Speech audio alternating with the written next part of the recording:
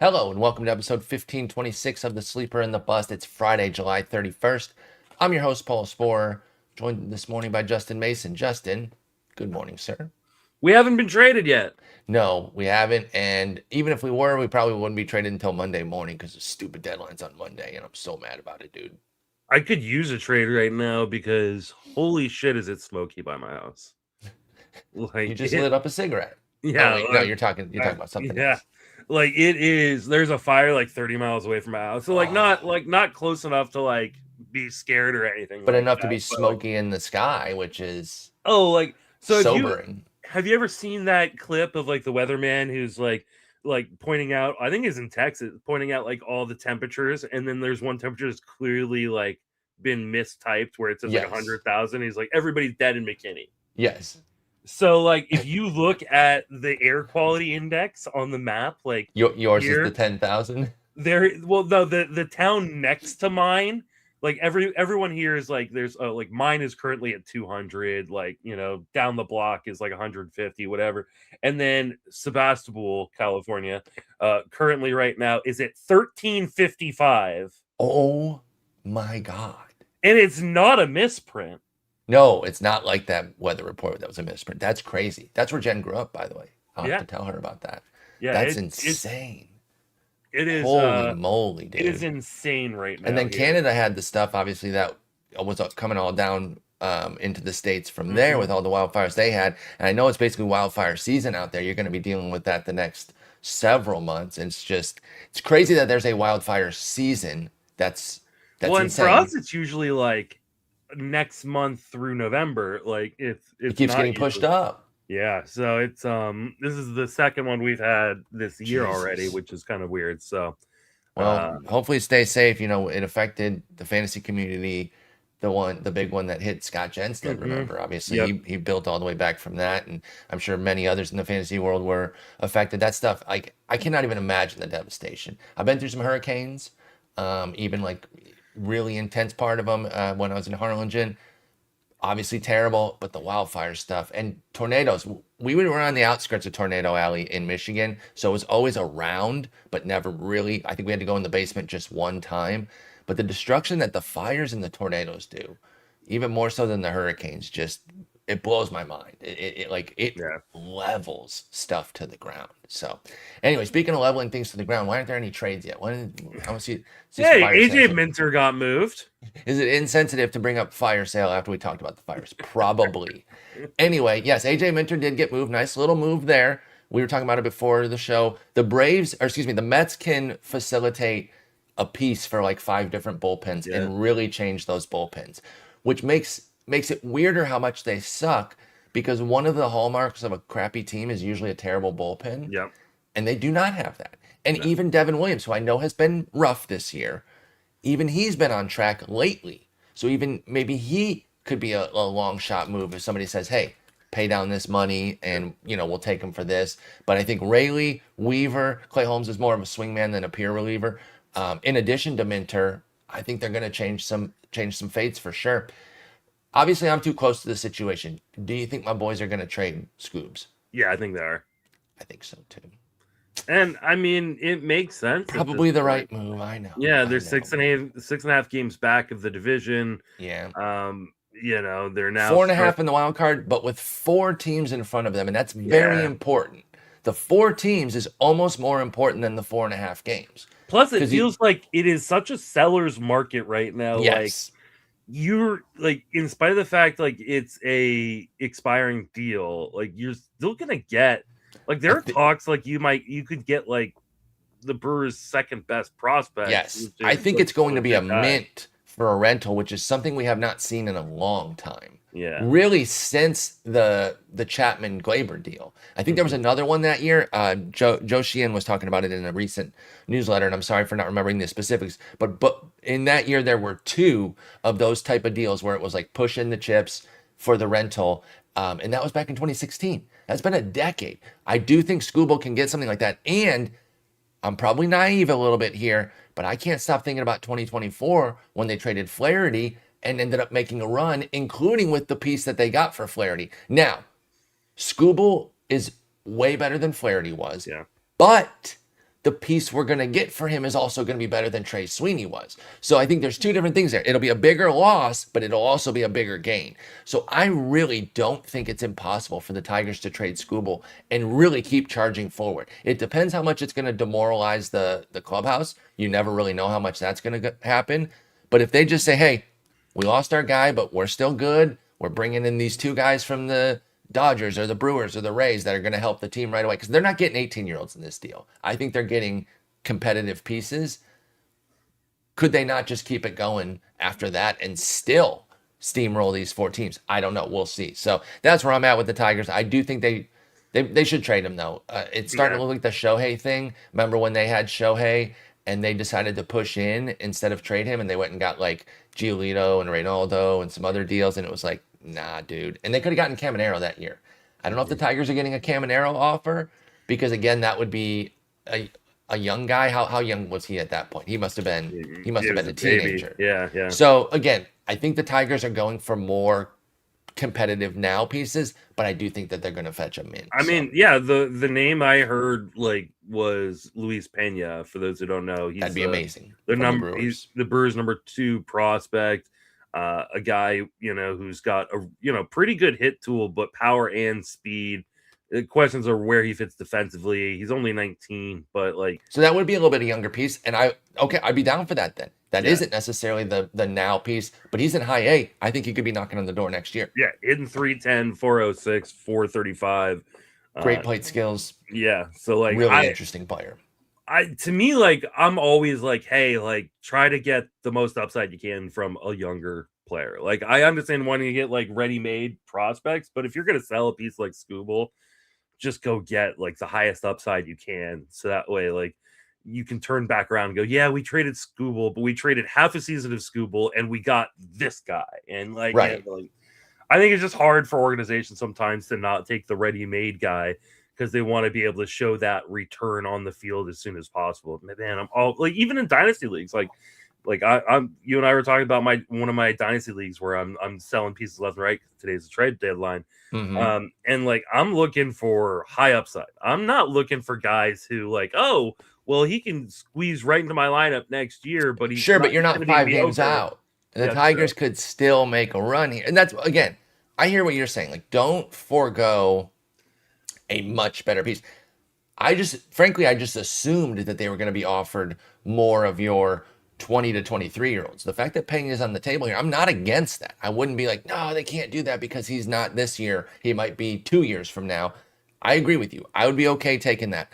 I just assumed it was going to be the James Tibbses of the world that were going to headline a deal from the Dodgers, something like that, or Brody Hopkins from the Rays, who is knocking on the door in AAA as a pitcher. I thought it was going to be more in that realm, but I wouldn't necessarily be against a 19-year-old potential stud like Pena. I'll say that for sure. So, do you have any insights into who's getting moved off of y'all's team besides Arise and Ray? Those two have to be gone, right? Arise and Ray for sure are gone. I mean, I was going to say Harrison Bader, but he pulled a perennially nicked Jason/Eno and got injured on a scooter. Do you hear about this? No, I didn't. Dude has plantar fasciitis, went out to a bar, hopped on a scooter, and crashed in the back of a fire truck. What the hell, Harrison? Dude. So, yeah. What? Oh, obviously drunk as hell, I'm sure. Yeah, and apparently he did this in college, too. Oh, my God, dude. Like, an article from, like, 2014 came out where, like, talking about Harrison Bader getting injured drunk on a scooter. So, I think it's going to be Arise for sure, like you said. I think Robbie Ray for sure, like you said. I would be really surprised if Tyler Mahle is still on this team. Great call. Yep. In a few days. Any of these relievers going to do anything? I know, like, no-name relievers can turn into stuff. Are any of these guys like a JT Brewbreaker, I think, could get moved. Adrian Hauser, I think, could get moved. Miller or Killian at the back end? Are you guys keeping them? Both of them are staying. Okay. I think if we see another name, in kind of a quote unquote surprising name to be traded, because let's be honest. I'd love to see them move Devers. I'd love to see Right. them move Adamas. I'd love to see them If they can move move any of the big contracts, it'd be Matt amazing. Chapman. I would be stoked, but I don't think they're going to be able to. Right. I think the name to watch in San Francisco is Elliot Ramos. He's Yes. 27. He Yes. Yes. doesn't Yes. fit the window for when they're going to be competitive. He's got years of control. He's shown something at the major league level. And the Giants have a ton of outfielders right now that I think they want to give looks to, I was advocating trading for him on a show I was guesting on a while ago. Like, yes, he's 27, but I'm with you. Is he really in their next big competitive window? And Elliot Ramos, I think, can bring something pretty substantial. I think Yeah. Arise, Ray, Molly, they're going to get decent returns on those relative to what they've got going in terms of being rentals. Ramos, you got some time with, Yeah. but he's out of options. Like you said, not really fitting with y'all. I think that would be a fun, interesting move they could do to really get three something. more years of control after this, so like you can That'd be get something nice. for him. Yes. I think we're gonna get a decent return for Arise. Agreed.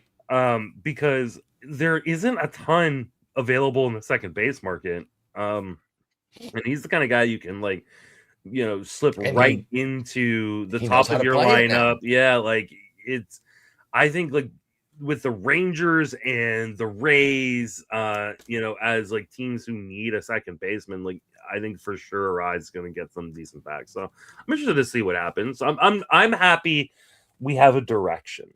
Yes, Right? it's fun, which I know you've been looking for literally for damn near a decade. We have this conversation every July, and you want something definitive. It's the in between that has bothered you. You've wanted a teardown for a while, but like the fact that they're always kind of like 1 foot in, 1 foot out is nauseating. It's not a good spot to be, and they have been kind of stuck in limbo. Fire trucks are hard to see. It's understandable. That's a great point from the chat.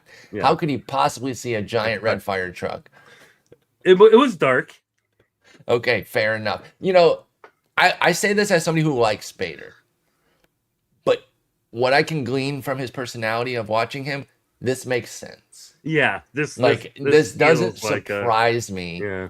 Relative, he strikes me as like kind of a golden retriever type. Mm-hmm. Where he's just a big happy doofus. He gets lit. His decision making kind of comes down quite a bit, and he runs into a fire truck and worsens his injury. That's one thing that's going to kill you with a team, though, is that when you make your injury worse off the field in some way, I know that really kills your outlook with a team. But anyway, I could talk trades all day because I also want to ask you about Mason Miller and if they're going to move any of their big contracts. But let's do that Monday. You don't think he's going to go? No. I don't either. I know there's been a lot of hype about it, but like they could get the world for him, no? They could. They absolutely could, but they would have to get a Leo DeVries type talent. That's the thing, right? Like otherwise it just looks bad. And I agree. And I think there's a chance they could. The question is from whom? Like I don't think the Brewers are moving. I was about to say that though. Would they Luis move Made? Well, they moved Pena, but I think they need more than Pena. You think it's got to be Made for him? Jesus Made. It's got to be Made. Like it's got to be. I agree. I wouldn't move him. Prospect. Yeah. And I don't know if any organization is moving a top 10 prospect. Like if Boston really needed a closer, like I could see then they've got, Arias. Yeah. Friends Arias. Like, I mean, I think the team to watch, and again, I don't think they would do it, but like if you put Mason Miller in Seattle, they've got the pitching to give up Cade Anderson. Right. Like, I don't think they would. No, but that could get it done. Imagine him in Seattle. Like that's like, but I don't think it's gonna happen. That'd be so nasty, dude. Because then you take the pressure off Munoz, who I know has been sketchy this year. You make him a setup guy now. I mean, could they move Ryan Sloan and like another couple pieces or something like that? Right, either Sloan and something smaller, or just Cade, or like Hancock and Sloan with something. If you're trying to keep Cade in any way, you move Hancock with Sloan and some minor leaguers. I don't know. I'm very eager to see if that gets done. And then I wonder, do you think that they'll be able to move any of the big contracts with him? Obviously, that would undercut their ability to get the premium prospect. would you rather move a Bogarts deal with Miller and take less to get that money out, or would you rather move Miller by himself and get, the tippy top prospect you can get? I know that they've got real financial issues, right? And so like Right. I totally understand if they do decide to go, hey, we'll trade him with Miller just to get Bogarts off our books. I Yeah. think from a general trade construction perspective, I would never do that. Right. Right. Because you're not going to But get nearly the return. yeah, their owner died. The kids are not as invested in this team. Hmm. And they are, and that front office has spent like I don't know, like an addict. Like, like it's I mean, been yeah, the money they've spent. And every time we thought they were done, two more deals on the boards. yeah. Nick Pivetta, come on in. I There's mean no way they're signing anybody. Boom, another deal. they've been bailed out by the Darvish on like the restricted Yes. list or whatever it is that he's on, like where like they're not having to pay that contract right now. But you like, would just trade Miller, get the best you can, and worry about the money stuff later. You're not trying to attach a bogey. yeah. Okay, I think wouldn't, I'm but with you. I understand if they do. If they do, Right. like it makes sense for them considering like there's two organizations that can really claim money issues, and that's the Twins and Yes, because of their and the ownership Padres situations. because their ownership situations. The rest of them, like they're lying when they say like we can't Yes. afford this. Like 100%. I but truly couldn't agree more. those two organizations right now are in some weird situations with ownership. Yeah, and that does put your money in limbo, and there are some situations there. So we'll see how it goes. And the Twins are buying. They're saying we're going the other way with it. And I get it. If I have my I Tigers, don't, but I know because, well, again, it goes back to your Giants fandom, and they've been this close before and bought. How could you sell at 55 and 55 a game back? Because you look at the team, they like I saw. They're three back in the division. You think the White Sox are that much better than the Twins? No, I like the White Sox. no, I do think they're that much better, but I also think the Guardians are that much better. I honestly I think the Tigers are better than the Twins. Okay, you finally said something good. Like I just think the Twins have like gotten themselves in this spot, and they're kind of like, what do we do now? And like what you do is you had a plan coming in. The plan was to commit to a rebuild and a youth movement. And Well, that was last year. There's no plan to automatically sell this year. I mean, that was the plan coming in.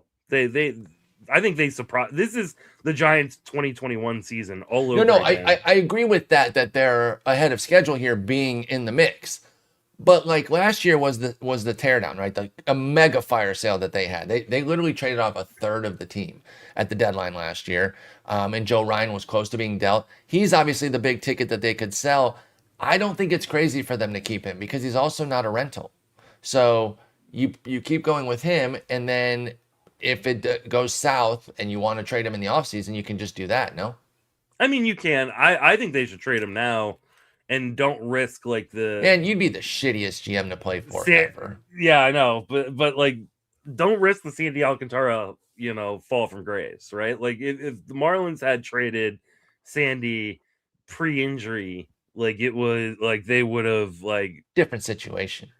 It is, but it isn't at the same time. So like you could get so much. They could be in the division lead by the deadline day. They could have the division lead. So I get why they're not, but I'm looking at this team and going, is this team winning a World Series? Because the ultimate goal, and I know that's not the ultimate goal. Did you have Texas winning a World Series the year they did? Come on, you got to get in the dance. That's the game we play now. Is you get in the dance, you got a shot. I'm not going to sit here and sing the virtues of this team and pretend like I think that they're some World Series beating team. But are you familiar with the fact that they're the highest offense in the American League? I am. Okay, so that's a starting point. They got three starters that they can trust. My ERA and WHIP from streaming against them is right, which we did for the first few months. Like, Twins spam against them, and we were getting bludgeoned. But then they got Ryan, Bradley, and I'll say Ober. Connor Prelip's an interesting dude. Right. I was thinking playoff starts. You give them to Ryan, Bradley, and Ober right now, and then we see what Zebby and Prelip can do. The bullpen starter here? Yeah, I think that they probably need to, or at least 2 or 3 relievers. If they're going to do this. Like, see, here's the thing. If they were a team that I trusted would add money, I would be like, go for it. right? Like, Well, they did just get Minter. Yeah, but like, how much is Minter getting paid? True, that's fair. That's fair. He's not he's not really adding money. I'm sorry, I shouldn't have said it. I just meant that they were showing some aggressiveness. You put Devin Williams on this roster right here, and all of a sudden you're going, okay, yeah, they spent some money, and look at this. Look how 11 mil for Minter. So that's over how many years? Just one, or that's 11 mil for this year. And so about 4 mil the rest of this year for them, which is not nothing. That's not some big expenditure. That's something though for them. But that's a little something. That's what I'm saying. So like that's like 50% of their payroll. They doubled their shit last night. So that's one reliever that they've added. I think if they are committed to this, they got to add at least one more. I said 2 or 3, not from today, with Minter. So 1 to 2 more with Minter to be serious about this. Robbie Ray would look good on this team. Yes, he would. I think they're justifiable to not sell. Some of the other teams, over the years that have been close like this. This lineup, man, like you look at this lineup and you go, it's weird. Right. How is it number 1? Like Trevor Larnach, Brooks Lee, Ryan Jeffers, Josh Bell, Cody Clemens, Royce Lewis, Alan Rodin, who I totally forgot was even in Minnesota. The only reason I didn't is because they're a division opponent. Like this, Buxton's not even healthy right now either. Yeah, Buxton's out. Like this is a lineup you look at and you go, that is a below average major league lineup. You would expect. Are you familiar with Cody Clemens this season? Are you up to date on he's on a few of my teams, yeah. Unbelievable year. I love it, by the way. Obviously, I'm a Longhorn, as everyone knows. So I do root for the Clemens family. And I was so excited when the Tigers drafted Cody. He had some decent moments with them in 2022. But he's really coming to his own as a nice player. This is back-to-back years with 19 homers. Obviously, he's going to eclipse that this year with just 1 more. And did you see he hit an ultimate grand slam last night? Yeah. That's insane. By the way, that pissed me off as a Tigers fan. 2-strike count, right? As ultimate as it gets. The one you practice in your backyard. Bottom of the 9th, 2 outs, bases loaded, 2 strikes. And he hits the grand slam. Lefty, by the way, too. Yeah. The most improbable possible to win them that game 4-3 for the Twins. So yeah, they're going the right direction. Weirdly, I don't know how they did it because this offense, like you said, with Buxton removed, looks comically underwhelming. Even with him, you're like, well, they got one great guy, and then what else they got? But they're unbelievable. If I told you at the start of the season that the Twins would be leading the American League in runs scored, you would have thought Royce Lewis was a god, right? Oh, 100%. That's the first thing I say. Buxton stays healthy. So does Lewis. They both pop off completely. Josh Bell has a rebirth. Keishel comes through. So many things I would have said before the things that are actually happening, which is Jeffers has been a god. Larnach has been not a god necessarily, but really, really, really, really, really good. 132 OPS plus for him. And Cody Clemens is a 120 OPS plus. Insane. That's huge. That's huge. Anyway, we got to talk pitching. Sorry, I said I wasn't going to derail us on more 23 minutes into and then I did it. 2-start pod, and we're not even we haven't even started the pitching. Not even one pitcher yet. By the way, we do have a couple things in chat. One, for saves only deep, Tanner Scott or Sewald. You got to go Sewald there because who would be the drop? Wait. He said who would be the drop, not who's the key. I'm dropping Sewald. You're not dropping Scott with Diaz back? No, because Diaz could get hurt again, and Sewald just lost his job because of performance. And I think did they kick him out of it? They said they're going to pitch him in lower leverage situations, and with a trade deadline, you have to think Arizona is picking up a reliever. No, you're right. Yeah, drop from closer's role. He got the dreaded vote of confidence before the third of an inning, 3 runs, 2 homer thing. I have him on my main team. I'm in trouble there because, that sucks. Okay, no, I'm with you then. I will agree. Cut Sewald. And then the other comment from another Joe was Casey Mai's not going to pitch tonight in case he's traded. Why would they trade Mai? He's a rental too, no? Oh, is he? I didn't realize he was. He's been around for a minute at this point. Yeah, he's a rental. Oh, wow. I did not even realize he's a rental. And he's been pitching brilliantly, so I get it. Now, if they trade both, then the whole making a run after the trade deadline seems unlikely. If they trade both. But if they keep Mize, is there a world where they trade Riley Green? No, No, okay. Absolutely not. Um, I don't see. I don't necessarily see anybody on the offense going. I think it would. McKinstry. If Be somebody really wanted him as like a bit piece, I could see yeah. that, sure. But really pitching, Kenley. Kenley, and the two starters. Send Kenley to Arizona. Okay, fine. Send him anywhere but back out on the mound for the Tigers. I hate watching him pitch. God, do I hate it. Because I'm just waiting for the home run. And it always comes. That's the thing. It Yeah, always send him out to delivers. Arizona. Anyway, let's talk some two starts. As always, we got the auto starts. Cam Schlittler, Chris Sale, Jesus Luzardo, Joe Ryan, Troy Melton. Got Troy Melton in there. Logan Webb, Logan Henderson, Christian Scott, Jared Jones, Reed Detmers. Some new guys in there. Melton, Logan Henderson, Christian Scott, Jared Jones, Reed Detmers. Any objections there on the auto starts? I think those guys have all shown enough to be set it and forget it right now. Has Jones been pitching better and I just didn't realize it? Yes, and I was slow to him because I was still pretty worried about the way he looked early. And then I saw him getting some real big second half love in some rankings. I was like, wait, why are we going all in on Jones? I'm really looking at him for 27.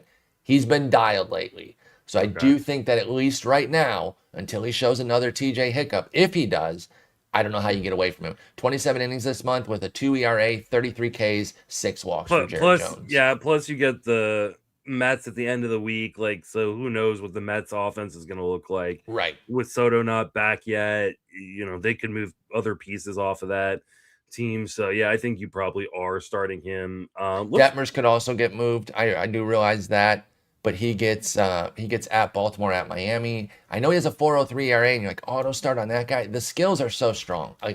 And obviously everyone knows I'm a longtime fan of his, but I really do believe that he is still an auto start despite the 4.03 ERA. And I would love to see him get traded. Yeah. You know who he looked great on, and I'm cribbing this from the Jeff Passan pod, so it was their idea, but I co-sign it fully. If he went to the White Sox, how perfect would that be?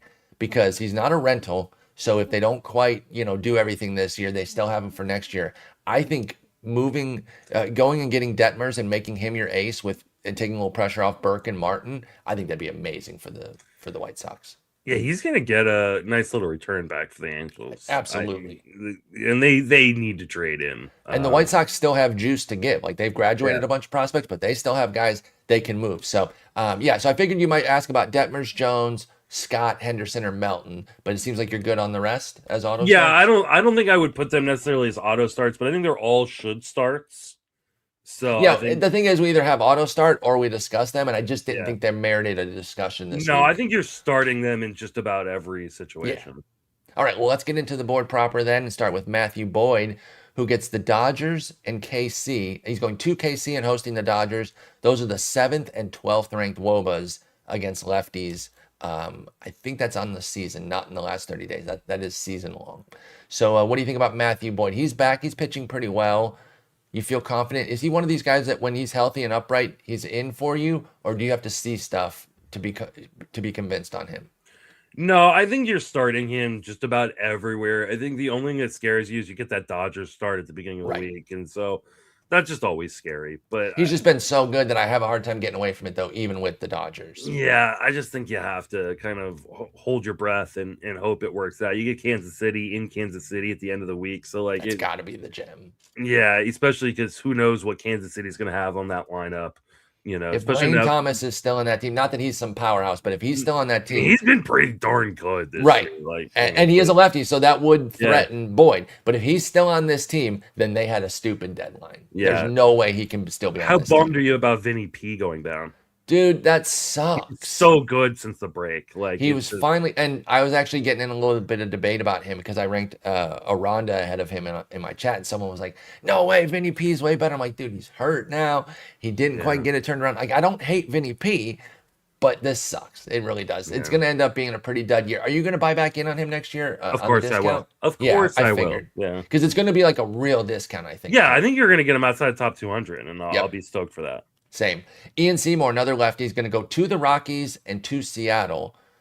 Two venues, one that you generally don't mind with Seattle. I know they've hit better at home, but obviously I'm not going to be worried about throwing a good pitcher there. Going to Colorado is a little sketchy, but Seymour, he's been on track quite a bit lately too. How are you feeling about the young lefty for Tampa Bay?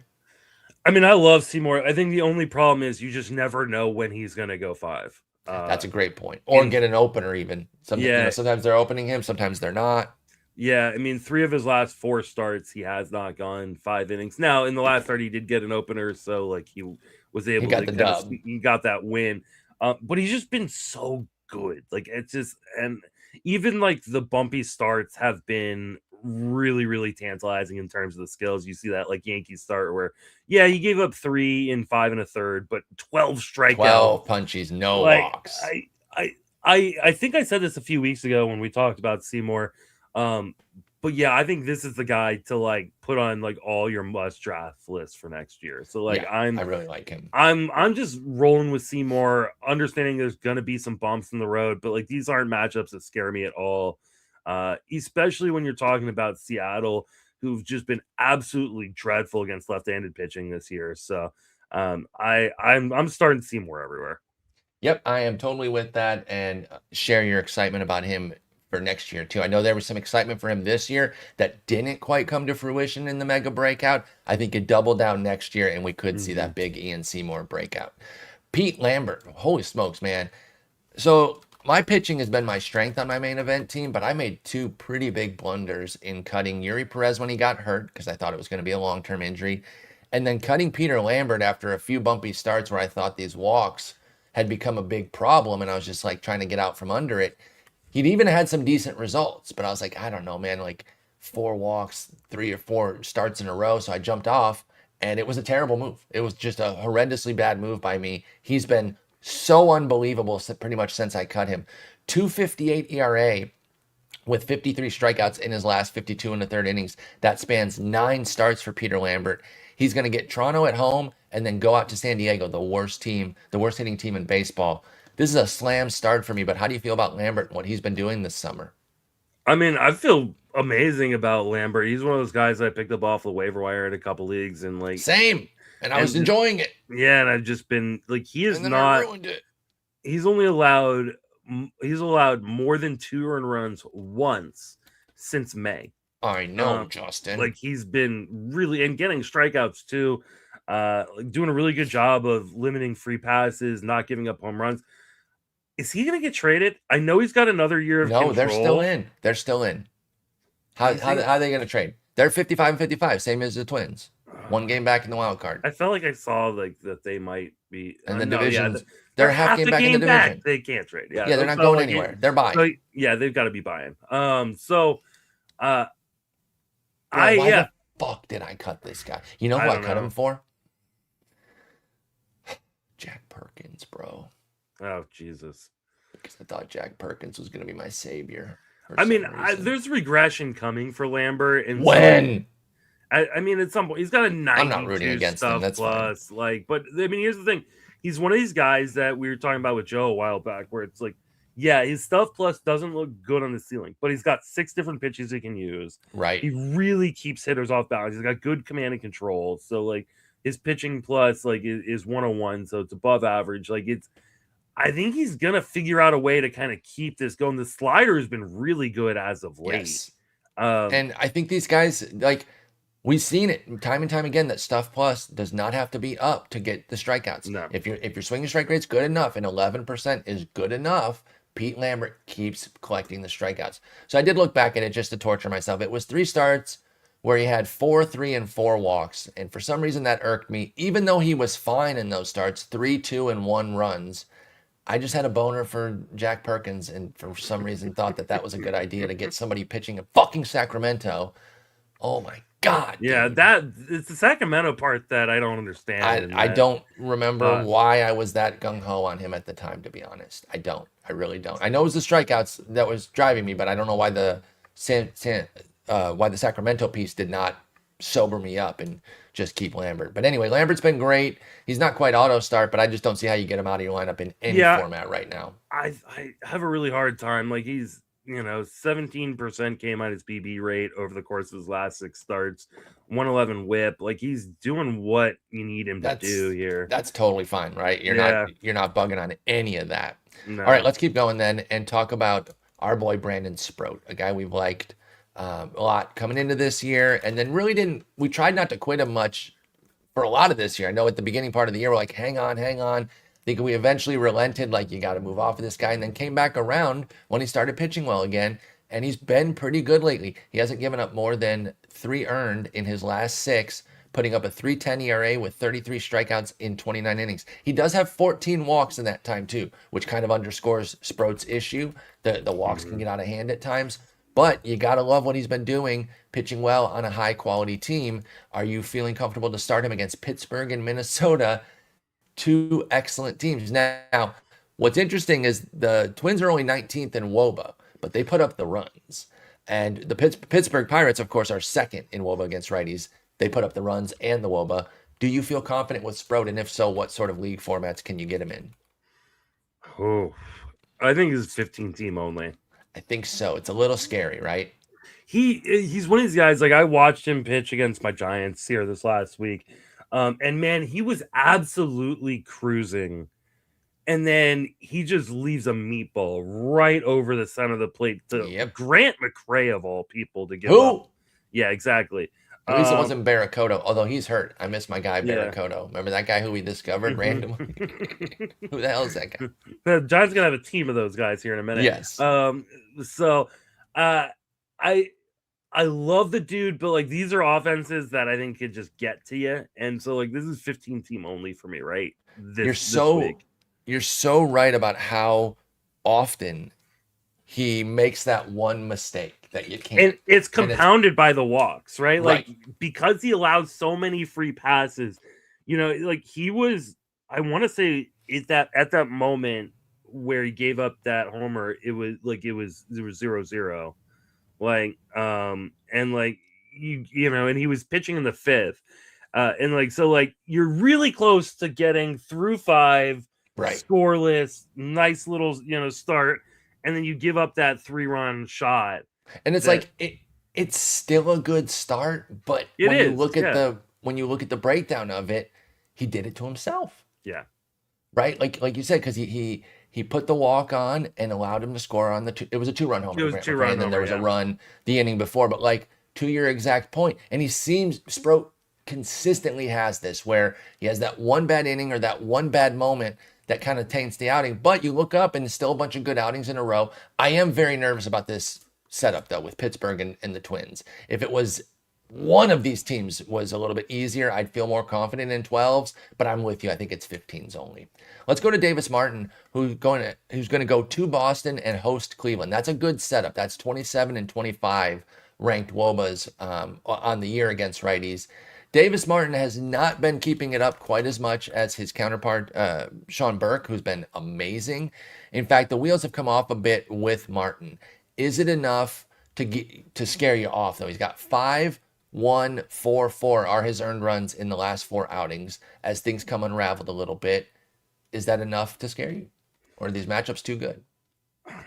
No, I mean, I'm kind of back to where I was on Davis Martin heading into the season. Now, part of it has been just a few really bad blow-up outings, but since the beginning of June, he has a 5.84 ERA. Yeah, it's not just these recent ones. There's 2 mega duds in June. The 6 against Minnesota and 9 at the Yankees. Yeah. Which, the Yankees one you could have avoided, right? Going into the Bronx there, even without Judge, I could see people avoiding that one. But I think you ate the Twins one because most people were not treating them as scary. And you've eaten these recent ones. The Boston one, 5 runs, and probably you might have gotten away from the Boston one with how hot they were because that's because kind of the streak, beginning of the streak, right? And then these last 2 though, Houston and New York. I don't know if they jumped off of both. Maybe you jumped off the New York one because of the last New York one, but I don't know. I mean, New York's been one of the worst offenses in baseball since that's why I think a lot of people probably ate the most recent Yankees one for Davis Martin. And in fairness, that one was one bad inning. He gave up all 4 runs in the first and then settled for 5 more. And I know like these matchups are pretty good on paper, but like Boston is still Boston. They're 16th in the last 30 days, right? I give the season numbers there, but I'm also got the last 30 days up now. Who's the other matchup you get? Cleveland? They're 18. Yeah. So it's 16 and 18. They're more mid-pack teams over the last 30 days versus bottom-feeding teams for the whole year. So I agree with you. It's a tougher slate than it looks like. I think I still get there in 15s with Davis Martin, and then it's kind of a toss-up in 12s. Would you Yeah, start Sprout or Martin in a 12 if you had to? If you had to pick one in a 12? I think I'm starting Sprout. Because you like his team coverage better, like to win, or you I like just his think he's a skills better. I better? think he's just a better pitcher. I don't think that's a unfair case to make. Now here's the caveat: in a quality start league, I will take Davis Martin. Totally agree with that because yeah, he's much more likely to go the 6 Yeah, with the sub 3 because or 3 or fewer because of Sprout's walks. I do yeah. agree with that. Okay, what about this guy who I'm, I generally rank these. This is not like a perfect ranking, but normally you Savage would be higher than guys like this, but he's just been okay this year. He's going to Houston and to Philly, 15 and 26. Houston sitting 8th in the last 30 days. Philly back down to 27. No matter what, like even when they're playing well, their offense never seems to be fully clicking, but they have scary guys on the offense. How do you feel about Trey Savage, both generally what we've seen this year and for next week? I mean, you see the talent in Savage, but the command and control problems are legitimately scary. Were you in on him this year? Can I ask real quick? Did you like him coming into the season? I'm not at the price that he was going at. Right. That's what scared me off, is I just thought he was being anointed too quickly. Yeah, and it had less to do with people being like, "Oh, playoff tags, playoff." I don't feel like we ever really get a playoff tags. Like, I think people. I disagree. I think he was a playoff tax. He should not have been going that high. I think he's one of the clearest cases. I think I don't know that we get it. I think you're right, actually, that Savage was a playoff tax guy.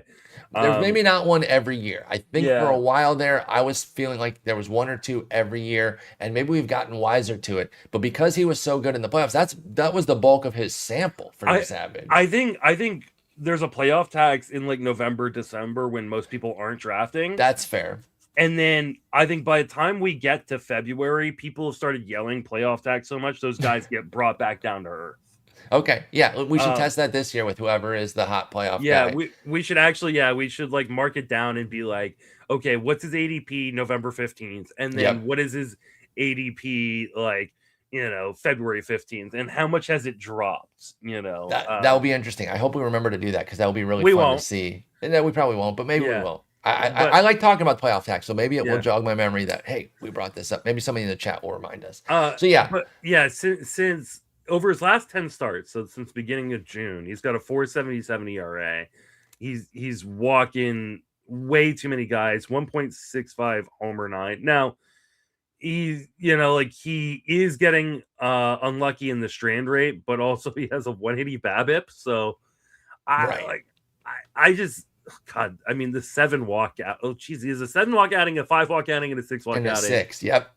Jesus, one of those was at San Diego. He blew a San Diego start. I just got done telling you how bad that offense has been this year. Yeah, I just don't know how much you can trust him start to start. So yes, you get Philadelphia, but again, we say this every freaking week. Yes, Philadelphia doesn't grade out great, but I'm still scared of that offense. Me too. And I know it seems crazy to say, but they're 57 and 52, and I know pitching. Remember when they were buried? Remember? Yes. Yeah, yes. I remember when they were dead and gone. Atlanta's going to win the division by 52 games. He still got a 7-game lead. Yeah. But Philly came roaring back. And credit to the Atlanta Braves. They took the big hit, and then they reestablished themselves, and they're good. I thought they might melt because I was way nervous about that team.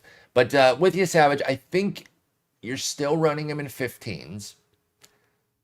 But anything beyond that, I don't think it's a lock. I think it's really up to you if you want to go for him, because he just hasn't been consistent enough to trust in 12s and lower. I don't think for Savage. I don't think I'm doing it in 12s and lower. I think now this isn't as robust of a list as we have had the last few weeks. True, but at the same time, there's guys after him that I'm gonna like more. Yeah, I'll tell you that are coming up. Maybe not this next guy. Dean Kramer's gonna get the Angels and Texas. One team that's selling, one team that's buying. So those Angels could be worse by the time he faces them on Monday or Tuesday. And then the Rangers could, of course, be better. It is Tuesday. They have Monday off. So he'll get the slimmed down Angels team, and he might not even have to face Reed Detmers, who he's currently lined up against. But again, that Texas team that he faces on the weekend could be a good bit better if they make a bunch of moves. How do you feel about Dean Kramer for Baltimore? And will he get traded? I guess that's possible. No. I mean, they've got another year on him, so they may not trade him. Here's the thing: is does Dean Kramer have like a dossier of like information on people in the fantasy industry? Like, why do people in the fantasy industry keep going back to Dean Kramer as like, oh, this He guy's like he got talent? teases and Like, tantalizes. That's why. Now, we're talking about him on the heels of two devastatingly bad starts at Boston, at Detroit. They clipped him for 6 and 8 runs, respectively. But before that, he had a 4.15 ERA with a handful of pretty good starts. He had a decent rehab, so people will get bought in. I'm with you. I've never been the biggest Dean Kramer guy, but every year he pops up as one of the pickups of the week type of guy. Listen, and this is gonna sound like blasphemy coming from me. Uh-oh. Don't you dare talk about Kyle Gibson like that. Oh my god, I was literally gonna be like, Dean Kramer is just Kyle Gibson. Like, that's literally I know nailed you. it. I know you, dude. Like, why are like yes, he had one good half season of work, right? And then he's just kind of put up mediocrity. You're right. He has his proponents that I'm just like, why are you so gung ho about Dean Kramer? Like, why I'm with you. Like, why are we continuing to try to make Dean Kramer a thing? He's terrible pitching. Well, off the heels of these two, you're catching him at the right time to roast him, because, like I said, those last two were so comically bad that they've sunk his numbers, because he only has 8 starts this year anyway, 7. So, do I take that you're not going to start him next week with the Angels and Rangers? What do you think Dean Kramer's road ERA is this year? Well, I know it's got to be sky high because both those were on the road. So I'm going to say like 12-18. It's 8.55. Yeah. 8.55. That is not and he's good. Only given up 4 home runs. He's actually given up twice the number of home runs in 4 less innings at home. That's a bigger indictment then, because that means he's just getting nickeled and it's getting pieced up on the road. Oh my god! 2 walks at home. Damn. Yeah, I mean, it's small. There's a small sample silliness, obviously, but sure. Yeah, because it's not like he's only thrown 36 innings this year. I just don't think Dean Kramer is very good. I think he's like cromulent at times. He's a guy. He's like right. He Jag. He does get overrated relative to what he's been doing, and we're here to say, be careful next week. Don't go for that. All right, Patrick Sandoval, by the way, stood tall in Sacramento. I didn't start him. I took the prudent move of sitting Patrick Sandoval at Sacramento, but he stood tall, 5 innings, 2 runs, 7 punchies, so good on him. He's looked pretty good coming off the IL. He's going to get the White Sox and then the Athletics again, this time at home. That's a pretty tough 1-2 punch, though. I don't know how good the Athletics are on the road if they built up their numbers only at home, but they are 8th on the year, and the White Sox are 11th. Are you starting Sandoval next week, and if so, what formats? I'm probably not starting him. Not even in 15s? In 15s, 15s, I think I am. I think he's 12able too. I think he might be, honestly. Like there's nothing that's like standing out. Well, no, he's just solid. So his stuff plus is 103, location plus is 103. So I mean, you're above 100. So you love that on both. But he's got 2 pitches that are 111 or better. Damn. The slider and the what else with the slider? Yeah. The slider and the changeup. And then the sinker's 104. I'm not usually in on these guys coming off an injury. And I do worry that like walks might be a problem, because walks have been a problem all of Sandoval's career. True. He is at 7% right now, but yeah, he's usually a 10% type of guy. I think I'd start him over Savage and Sproat, though. So like, I'm with you. I think he's actually 12 viable here. Yep. I'm with you. I'm putting him back in my. I also think there is blow up potential for, of course, a guy coming off of Tommy John. Because we haven't seen like the bad Tommy John starts yet from him. Yeah, and those could be coming 100%.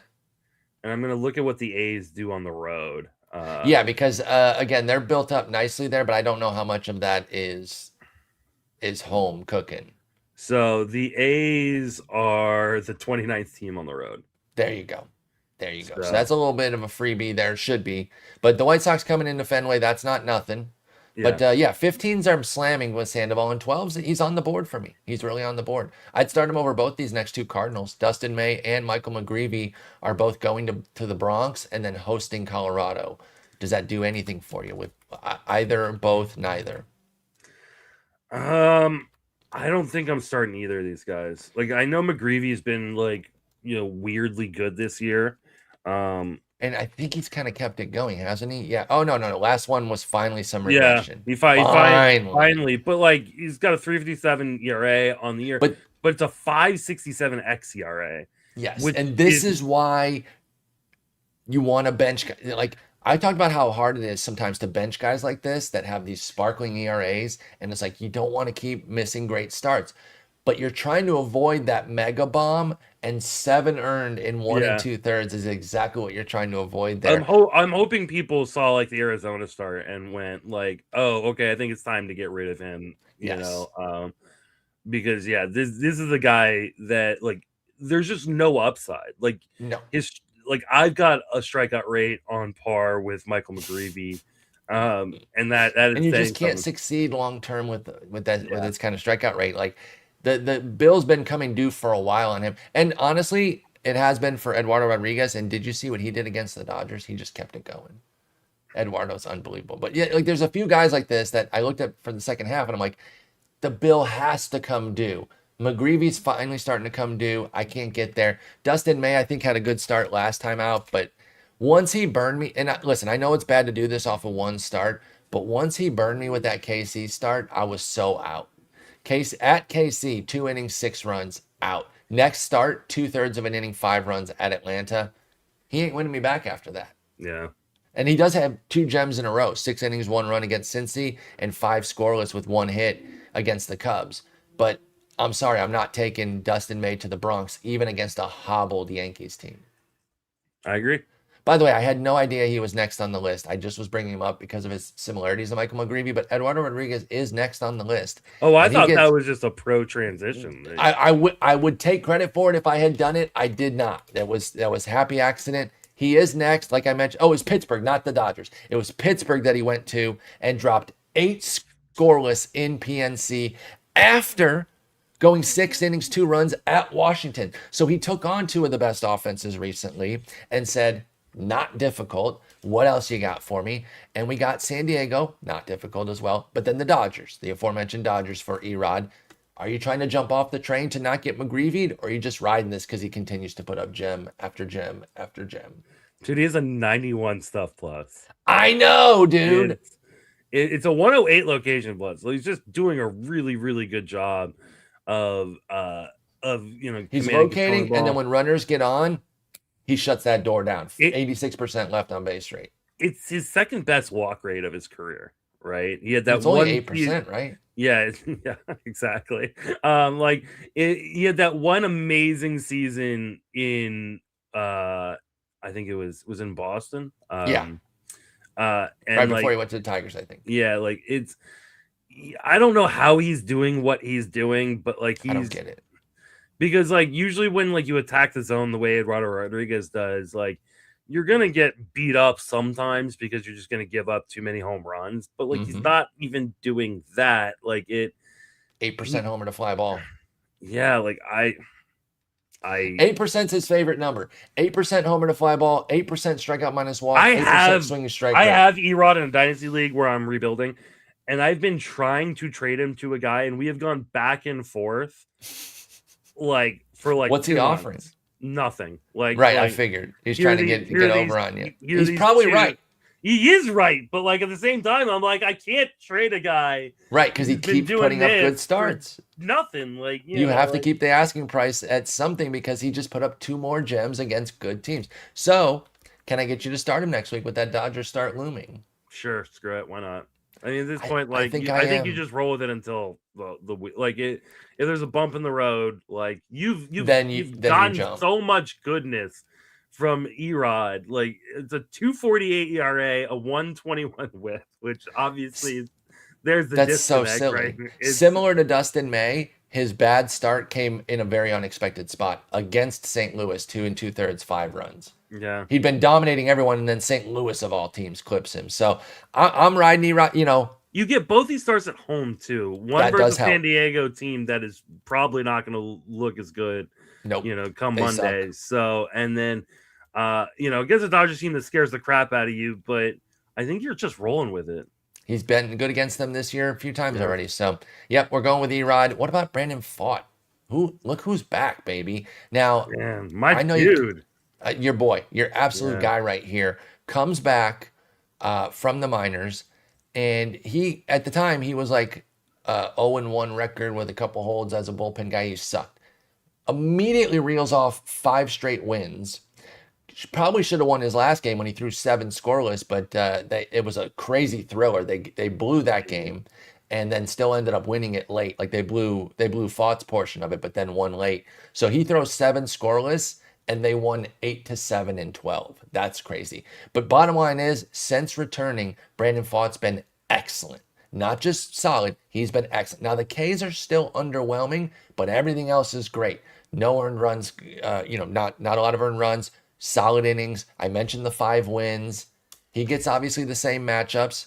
The Padres are worse against righties than they are against lefties. The Dodgers are a bit better. They go from 7th to 1st. So same sort of deal. One good, one bad. Talk to us about your boy Brandon Pfaadt. What the hell is he doing for this success? And are you going to keep starting him? Shout out to Jason who pointed out that he changed his release point, and since then, Huge change then. I think he said that in our text thread, and didn't say on the pod, but yeah, it changed his release point, and he's just been a different guy. I still feel like there is more strikeout upside in Pfaadt. Like I do believe, but it is definitely the change of the release point has definitely given him an opportunity to just locate better. And that better command is massive for a guy who's really struggled with home runs throughout his career. Like being able to keep the ball in the yard the way Brandon Pfaadt has just changed the direction of his career. And I don't know if he ever turns into a stud, but I think he definitely can turn into an above average, usable fantasy starter and major league starter. Which is what you believed before this year about Brandon Pfaadt, your boy. So I'm a buyer still in Brandon Pfaadt. I was never necessarily a seller. Like I ate all the badness. I was a full seller this year, and I've come back around because there is a tangible change here, as you mentioned with Jason pointing out the arm release change, and that's enough to get me back on board here. Because this is a guy I like, not as much as you, but I was there. I loved him at that Folly. Remember the Folly we fell in love with Brandon Pfaadt, and you stuck with him longer than I did. But I've come around because he's also not getting smoked by lefties as much. Yeah. And that was always his huge deal, was these crazy, crazy splits. Like it's still there, especially from earlier in the year. But in these recent games, he's been handling them better. And that gives me more confidence with him. 7 scoreless against the Pirates is like the Pirates have been such a deadly offense. And I mentioned that Erod got them. That was impressive too, but they kill righties. They're pretty good against lefties, but they kill righties. So when Pfaadt did that, that was a stand up and notice start for me with Brandon Pfaadt. So I would start him in 15s, 12s, and I might even look at it in 10s. I don't think you'll have to, but I would look at it. In this 6-game stretch, he has allowed 1 home run in 34 innings and 4 total walks. That's massive. That's completely different than the Pfaadt that we were seeing. Yeah. A couple of funny things in the chat. Dean Kramer was now you can consider him the centerpiece of the Manny Machado deal because they got nothing else out of that. It ended up being so bad. And then PJ is apoplectic that his Marlins now are listening on everyone but Sandy Alcantara. So it's like a total reverse where that used to be the only guy they were listening to. Now that they're open to trading him and nobody else. I think Sandy's got something like some dossier on the Marlins front office because like that they won't trade him. That they won't trade like. I don't understand how they don't trade the dude. Like, because that's another thing where they could trade him and still keep going for this year. Yeah. Right? Because they could be getting guys that could help the team and then just kind of keep pushing forward. They had that 12-game loser. Like, that was when they say like they're willing to trade anybody but Sandy, like what does that even? Who else do they have to trade? That's a good point. Like you look at this team, like I know Liam Hicks. Okay, you can move Liam Hicks, especially with the amount of teams that need a catcher right now. I think Liam Hicks makes a lot of sense for them to move. But other than that, like everybody else in this team, well, everybody on this team is under 30. Right, that's the thing. They have such a baby team. Yeah, Hicks and PJ and I were actually talking about that in private the other day. Like Hicks has to go, no matter what. Even if they hadn't Oh, gone on the Pete 12-game Fairbanks. loser. Oh Like yeah, it, I think Fairbanks could go. That would make but I mean, sense. Fairbanks has been terrible too, though. He So like, has. I He know I has. know he's just closed out two games in a row, but like, he's been truly atrocious this year. Maybe a Michael Peterson who's been like sneaky good this year. Still Like, 331 Sierra for Fairbanks. Like his underlying has still been I good. And know, that's why they're sticking with him. but But like, he's there's had also some like meltdowns. with Renaud's, like, there's only certain locations you can really comfortably send him to, right? That's a good point. Yep. Yep. Like, so like Arizona, could you see maybe Fairbanks is the solution in Arizona? Yeah, I mean he's doing what Seawald's doing though, right? Yeah, Where he's like exactly. he's good under the hood, but has these mega blowups that keep costing them games. So I don't know. That would be interesting. I'm really curious to see what they do. I was so bummed that they And lost 12 in a I row. understand what PJ's saying. Like, Sandy is the best pitcher in franchise history. True. I get that. I do From a get longevity standpoint, yeah. Yeah. There might have been higher peaks, but yeah, he's been there a long They time. they So don't want to alienate the fans that don't show up. it sucked that they lost 12 in a row, dude, because they could have really made some moves that would have made a lot of sense to be pushing. They're still not out of it, by the way. That's the crazy thing about losing 12 in a row. It didn't kill their season. Yeah. That's what stuns me. They're 500 right now. And then because they turned around and swept Philly right after that, Yeah. which was really impressive. And so they're only 2.5 back in the wild card, and the only team in front of them is the stupid Padres. And we just talked about how shitty their offense is. And Padres are sellers, right? Like, I think. At least with some high-end pieces, yeah, including potentially Miller. All right, let's keep going here. Swerve and Jake Irvin, he's back. He's pitching. He's going to Philly and hosting Cincy. That's going to be 26 and 23 ranked WOBA teams. How do we feel about old Jake Irvin with the Nats? He's coming back to a good Nats team. And why are we talking about Jake Irvin? Because he's getting a 2-star. Yeah, but he's terrible. I don't know about that. He was fine. 5.56 ERA this season, dude. Like he should be with the rest group. I have zero idea why we're talking about Jake Irvin right now. 12 starts this year. I'm just not judging him off of that.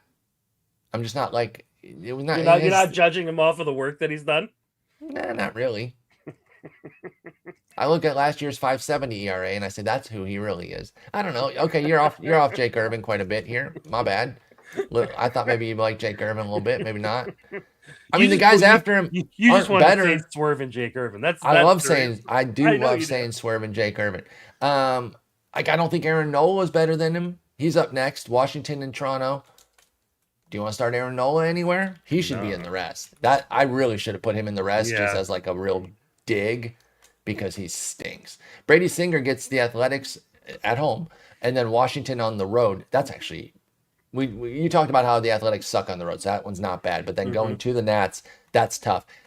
First question before you even answer if you would start him, is Singer going to be on that team? No. Okay. So then Singer's going to be somewhere else. We have no idea. He may get a 2-step. Well, no, he won't get a 2-step. No, because you got to adjust and get traded and all that.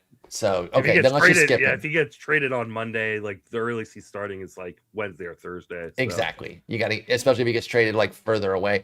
Yeah. Let me ask you this, though. Stay on Cincy for a moment. The latest on MLB trade rumors is that they're getting heavy interest on Hunter Green. Will they move him? I saw something that someone said that it was like a 50-50 shot that they trade him. I think they should. I think they get a ton back. We know you think they should. You're moving everybody. Well, I just think like, especially with his injury history, right? Like, no, I'm with you. I'm And the amount you're gonna get back for him, exactly. Plus, you have Chase Burns in that rotation already. You know, Nickel Dole has to turn it around at some point.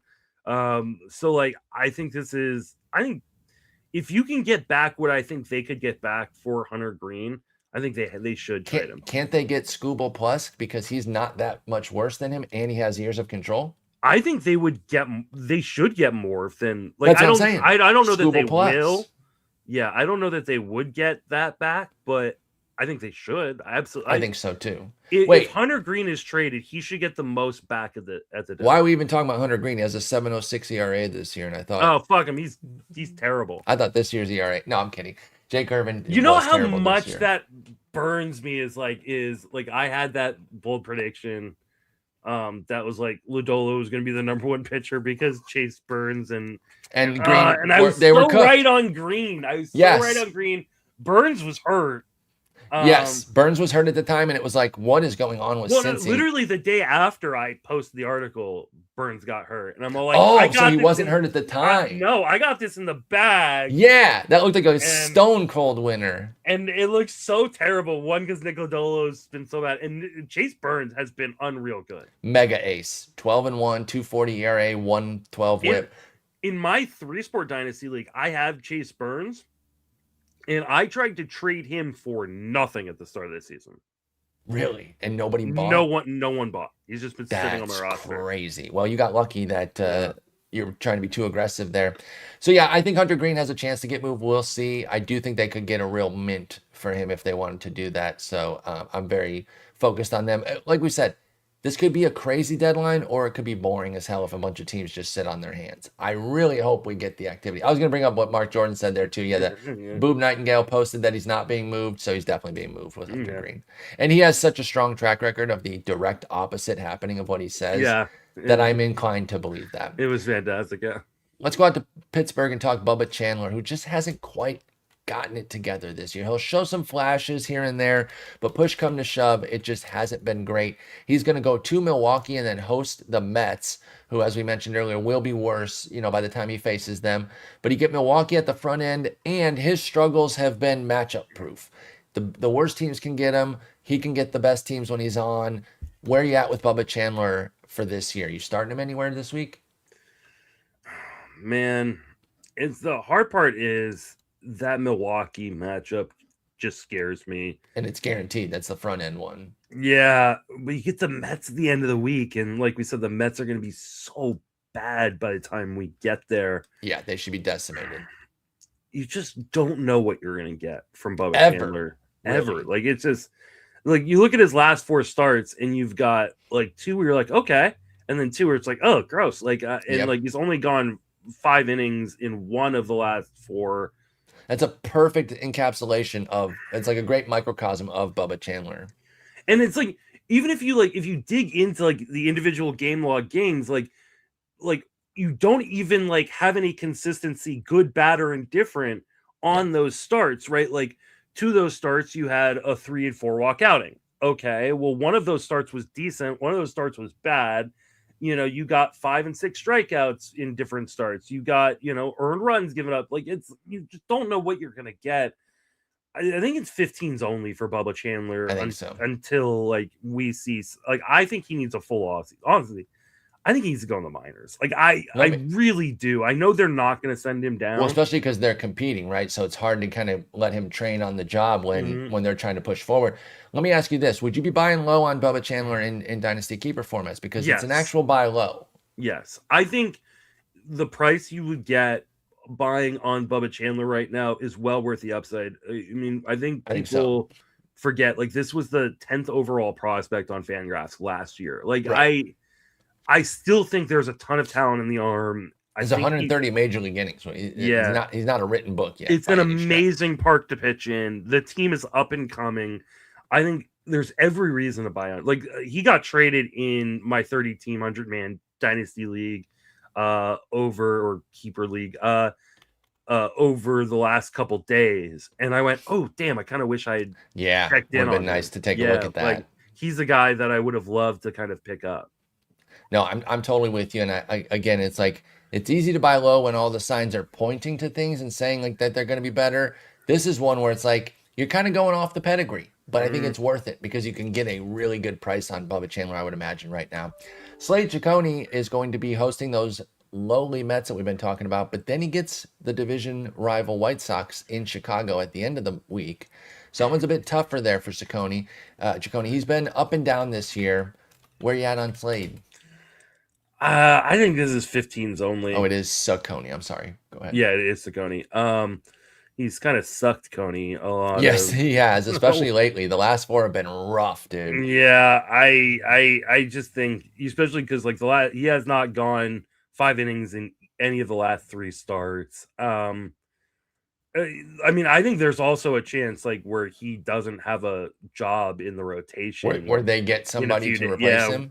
yeah, where they just go pick someone up here. I could see that. Like a Robbie Ray to Would fit Cleveland. really well with them. Yep. Like so, like Yep. a guy who like they don't have to give up a ton of prospect, capital, here on because That'd be an he's easy trade to get expired. done. Yeah, Yeah. like I think there's a really good chance Coney doesn't even make these starts. So yeah, I think 15's only if he has a job. Yep. Yep. Totally agree. JP Sears is going to go to Arizona and host Houston. What? That would be an interesting one. Trade Shane Bieber back to Cleveland. Totally see that. Mark Jordan just nailed that in the comments. Like, yeah, Bieber back to like that feels like it should happen. That's just a really good trade. Even though Bieber's been terrible. Right, but that's the kind of move that they're going to do. That's because he'll be nothing. He'll be exactly. And we have to think about the team doing the trade, and we know that they're super cheap. They're going to go for somebody that they know and think that they can get a tweak or two and get him back on track. I think that's almost a lock to happen. Great call out. What about JP Sears going to Arizona and hosting Houston as a Padre? Anything for you with JP Sears? Not really. Yeah, he's gone really short the last two outings. One of them was a follow. Well, and Arizona is so good against them. Like they kill lefties. And Houston is Houston. Like no thanks. I think I'm. And then the aforementioned Shane Bieber is, if he gets these starts, if he doesn't get traded, he's going to go to Houston. He's got to get traded. He has to get traded, right? So you can't start him expecting a 2-start. Because again, like we said, if he gets traded, unless he gets traded today or tomorrow and can get settled in Cleveland, again, we're just speculating he can get traded there and get settled over there and get on the 2-start schedule as Slade's replacement.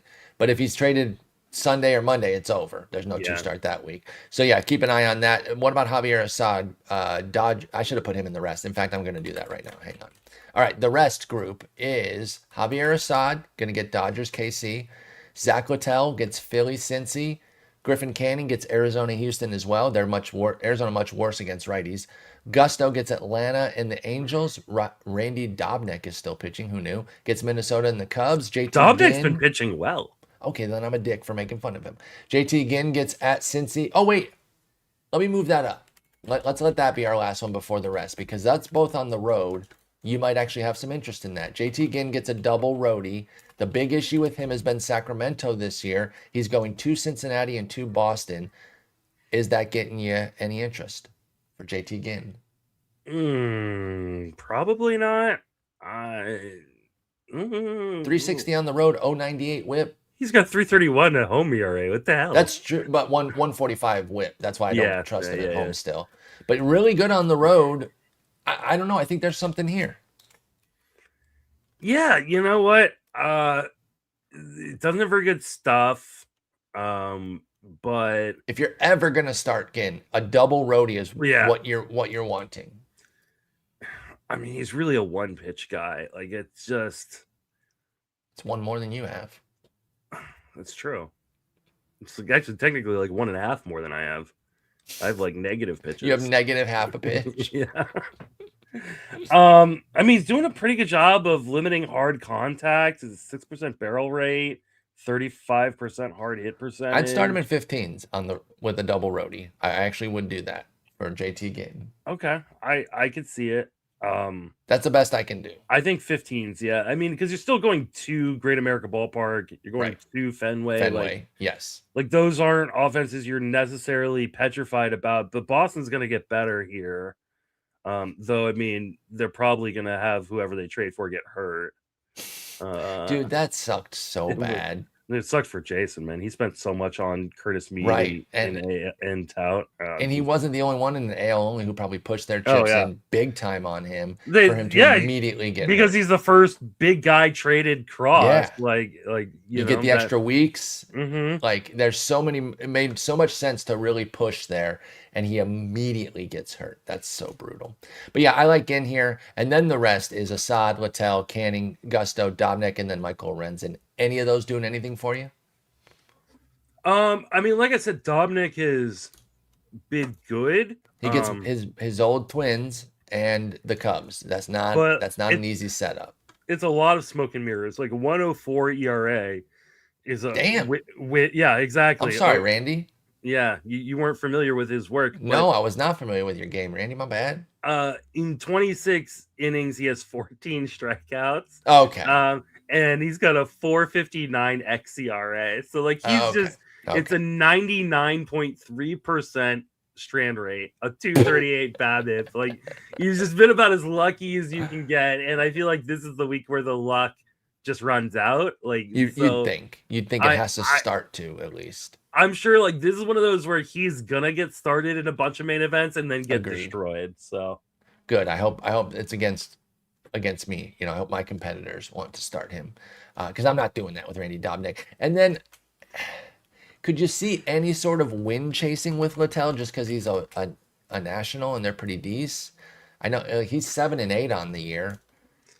I mean, It's is that Philly and Cincy. if your ratios are good enough where like you can risk that, I Right. guess, but like I'm not. Like I'm not either, but I'm just saying that's the best I could come up with for Littell. I would rather start Javier Assad. Even I though think so too. he get because at least he's gotten an opener a few times. Like he has a Yeah. save weirdly. He does get the Dodgers, but I think I would rather start him. He gets Kansas City at the back end of the week though. Yes. Like especially in leagues where you can like sit, certain days like you have daily lineups and stuff like that. Oh yeah, like, I'd pluck individual starts. Yeah, I might even go Canning at Arizona because they're terrible against righties. And then Assad on the weekend. Griffin Canning is just terrible against. He is. I understand, but I'm saying if we're plucking startable ones here, I get it. I get what you're saying, but yeah. But yeah, be careful with Griffin Canning. Let's be honest. My love affair for him has finally died. It took like 10 years, but I'm off that. I wouldn't start Griffin Canning against a wiffle ball team right now. We'll see what he does against Arizona. But yeah, you don't gotta go do that. Don't be doing that. Don't be worried about any of these guys really. Don't start Randy Dobnik. No, that's the one I can't stress enough. Well, he's gonna go out and throw a no hitter. He might, and you know what? If he does, I will scream process over results because if you start him, you're asking for trouble. So we'll see if he dominates and somebody starts him. You can send me your lineup and say this is why I ignore you, Sporer, because you're a dweeb, and I'll say okay. Fair enough.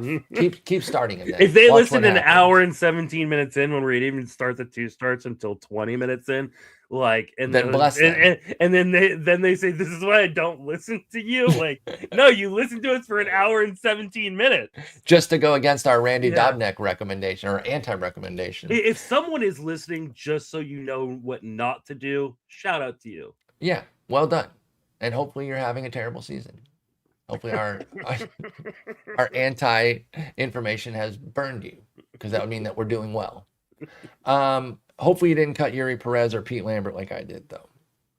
Ooh. I'm still lamenting both of those. Anyway, Justin, we got a few days before the deadline. Hopefully we get some action. Are you and Jason going to be going, or is it going to be contingent on if there's moves, or what's the scoop for Sunday's episode? Yeah, we'll be going Sunday, and then I think we're all going to try to get together Monday night.